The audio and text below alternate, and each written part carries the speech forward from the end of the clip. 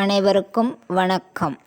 29/6/2026 திங்கட்கிழமை. இன்றைய தீக்கதிர் தலையங்கம்.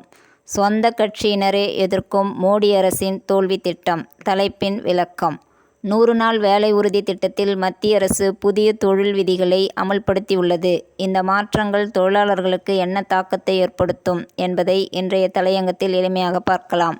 ஒன்றிய பாஜக அரசு கிராமப்புற ஏழை எளிய மக்களின் வாழ்வாதாரத்தை முற்றிலும் முடக்கும் நோக்கில் ஜூலை 1 முதல் Viksit Bharat guarantee for Rozgar and Ajeevika mission VBG Ramji என்ற புதிய திட்டத்தை கொண்டு வருகிறது.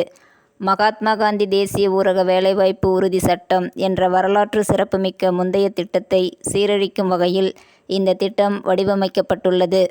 முந்தைய திட்டத்தில் தொழிலாளர்களின் 100% கூலி சுமையையும் ஒன்றிய அரசே ஏற்றிருந்த நிலையில் தற்பொழுது புதிய திட்டத்தின் கீழ் ஒட்டுமொத்த செலவில் 40% மாநில அரசுகளே ஏற்க வேண்டும் என்ற எதேச்சதிகார விதியை மோடி அரசு புகுத்தியுள்ளது. இது கூட்டாட்சி தத்துவத்திற்கு எதிரான அப்பட்டமான தாக்குதல் என்பதை பாஜக ஆளும் பீகார் மற்றும் மத்திய பிரதேசம் உள்ளிட்ட மாநில அரசுகளே ஒன்றிய அரசிடம் கேள்வி எழுப்பியுள்ளதன் மூலம் அம்பலமாகியுள்ளது. தகவல் அறியும் உரிமை சட்டத்தின் மூலம் கிடைத்துள்ள அதிகாரப்பூர்வ தரவுகள் இந்த 40% நிதி பகிர்வு முறை மாநில அரசுகளின் மீது தாங்க முடியாத நிதி சுமையை ஏற்றியுள்ளது என்பதை வெளிச்சமிட்டு காட்டியுள்ளன.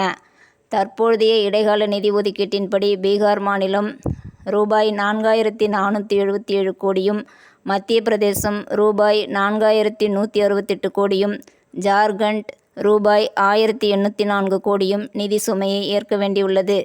இந்த தொகை வெறும் 41 முதல் 43 நாட்களுக்கு மட்டுமே போதுமானது என்றும், வாக்குறுதி அளிக்கப்பட்ட 125 நாட்களை முழுமையாக வழங்க பீகார் ரூபாய் 15,939 கோடியும், மத்திய பிரதேசம் ரூபாய் 20,037 கோடியும், ஜார்க்கண்ட் ரூபாய் 9,293 கோடியும் நிதி ஒதுக்க வேண்டியிருக்கும் என்பதால் இத்திட்டம் முற்றிலும் தோல்வியடையும் என அந்தந்த மாநிலங்களே எச்சரித்துள்ளன. விவசாய பருவகாலத்தில் 60 நாட்கள் வேலைநிறுத்த காலம் என்ற கார்ப்பரேட் முதலாளிகளுக்கு சாதகமான புதிய நிபந்தனையையும், சந்தை விலைக்கு குறைவாக நிர்ணயிக்கப்பட்டுள்ள கூலி விகிதத்தையும் பஞ்சாப், ஜார்க்கண்ட், உத்தரகாண்ட், ஜம்மு காஷ்மீர் மற்றும் சிக்கிம் உள்ளிட்ட மாநிலங்கள் கடுமையாக எதிர்த்துள்ளன. குறிப்பாக பீகார் தற்போதைய கூலியான ரூபாய் 255 ரூபாய் 413 ஜம்மு காஷ்மீர் ரூபாய் 272 ரூபாய் 313 கூலியை உயர்த்த கோரியுள்ளன. தொழிலாளர்களின் பேரம் பேசும் சக்தியை குறைத்து கிராமப்புற உழைப்பாளர்களை தங்களின் கார்ப்பரேட் நண்பர்களின் பண்ணைகளுக்கு அடிமைகளாக அனுப்பும் பாசிச சூழ்ச்சியே இந்த திட்டம். சொந்த கட்சியினரே கேள்வி எழுப்பும் அளவுக்கு துவங்கும் முன்பே தோல்வியடைந்துள்ள இந்த மக்கள் விரோத திட்டத்தை மோடி அரசு உடனடியாக மறுபரிசீலனை செய்ய வேண்டும். தீக்கதிர் தலையங்கம் நிறைவுறுகிறது. நன்றி. தோழமையுடன் வணக்கம்.